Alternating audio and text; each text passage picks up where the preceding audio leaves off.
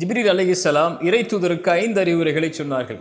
எப்படி வேண்டுமானாலும் வாழ்ந்து கொள்ளுங்கள், ஒரு நாள் இந்த உலகத்தை விட்டு பிரிந்து விடுவீர்கள் என்ற எண்ணத்தில்.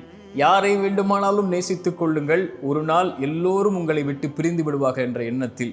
எதை வேண்டுமானாலும் செய்து கொள்ளுங்கள், அதனுடைய கூலியை இறைவன் கொடுத்தே தருவான் என்ற எண்ணத்தில்.